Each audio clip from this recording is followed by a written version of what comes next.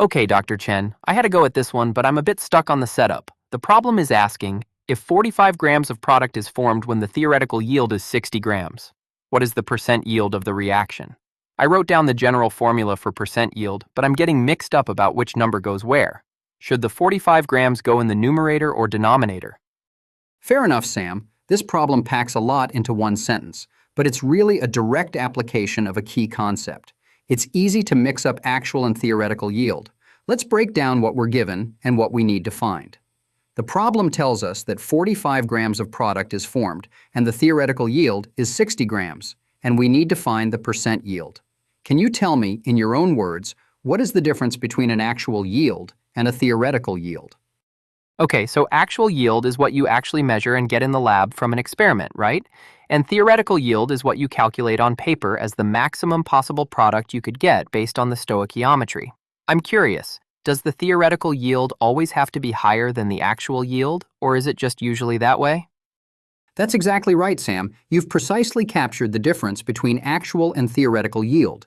The actual yield is indeed what you obtain from your experiment, and the theoretical yield is the maximum amount of product you calculate you could form. And to answer your excellent question, the theoretical yield will always be greater than or equal to the actual yield. It's the ideal maximum. Knowing that, which of the numbers given in the problem is the actual yield and which is the theoretical yield? Okay, so based on what we just discussed, the 45 grams of product that's formed must be the actual yield, because that's what was obtained.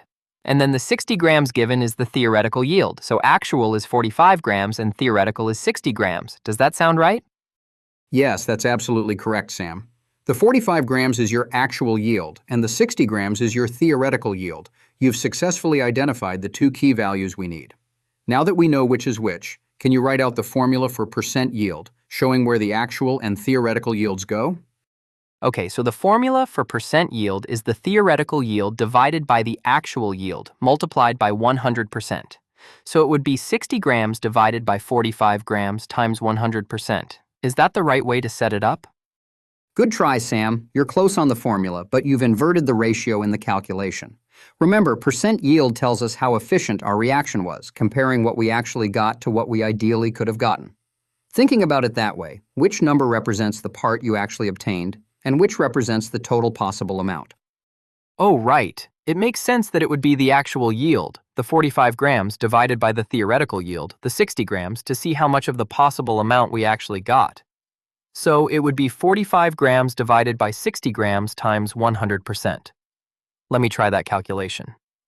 Excellent, Sam. You've got the setup exactly right this time. Percent yield is indeed calculated as the actual yield divided by the theoretical yield, multiplied by 100%. Now go ahead and perform that calculation. What do you get for the percent yield? Okay, so 45 divided by 60 gives me 0.75. Then, multiplying that by 100%, I get 75%. So the percent yield for the reaction is 75%. Does that sound like a reasonable answer?